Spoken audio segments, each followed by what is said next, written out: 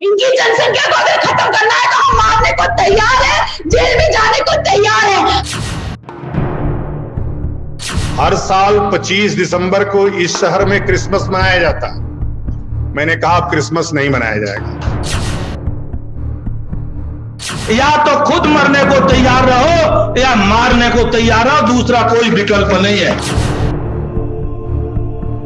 तो मैं तो भैया कम से कम 10 मुसलमानों पर SC/ST की झूठी धाराएं लगवाकर उन्हें जेल भिजवा चुका हूं। बनने की जिम्मेदारी लेता हो, 1 करोड़ रुपए शुरू करूंगा।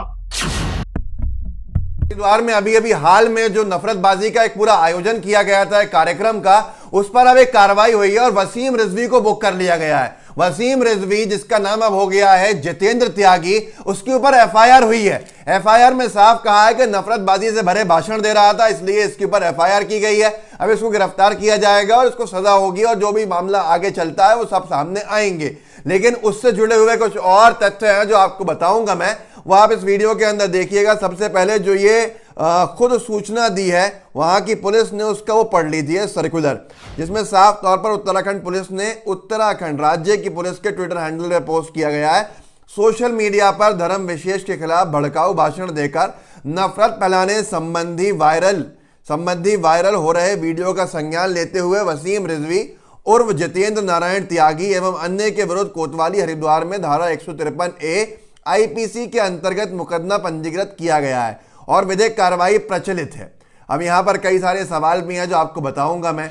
आप में से बहुत से लोग नहीं जानते होंगे, 19 दिसंबर के आसपास 3 दिन का धर्म संसद के नाम पर एक नफरतबाजी के शिविर का आयोजन किया था सबसे बड़े देश के नफरतबाज यति नरसिंहानंद ने, जिसका चेला वसीम रिजवी बन के जितेंद्र त्यागी बना है। और उसके तरह के और भी लोगों को जो जगह जगह जंतर मंतर पे जिन्होंने नफरतबाजी के काम किए थे या देश के अलग अलग कोनों में जिन्होंने मुसलमानों को मारने की धमकियां दी थी, इस तरह के भाषण दिए थे, साधु संतों के लिबास में जो बहरूपिये बैठे हुए हैं, उन सबको वहां बुलाया गया था और वहां मुसलमानों को कैसे खत्म किया जाए इसके ऊपर भाषण हुए थे, जिनके वीडियो वायरल हुए।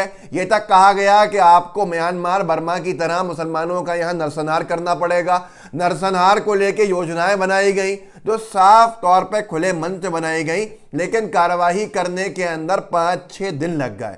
वसीम रिजवी को आखिरकार बुक किया गया, लेकिन छोटी सी धाराएं लगा के यति नरसिंहानंद का नाम ही नहीं है। अन्य में कौन कौन है ये बड़ा सवाल है। जब इसका आयोजक यति नरसिंहानंद था तो उसको क्यों पहला आरोपी नहीं बनाया गया, ये भी अपने आप में एक सवाल है।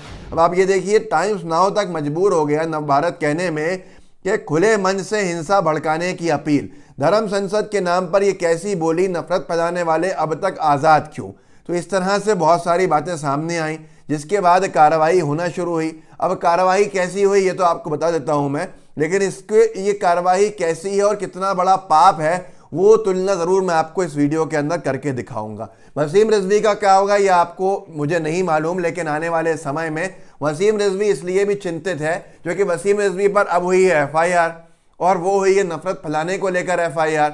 उसको डर, लोगों का कहना है ये है कि अगर बीजेपी की सरकार जो जाती हुई दिख रही है चुनाव में, ये चले गई तो जिस जेल में जाने से बचने के लिए सारे हथकंडे अपनाए, हिंदू धर्म ले लिया, यति नरसिंहानंद जैसे नफरतबाज की शरण में चले गए और सारी की सारी चीजें, मुसलमानों को गालियां दी ताकि भाजपा के नेता कुछ हो जाएं।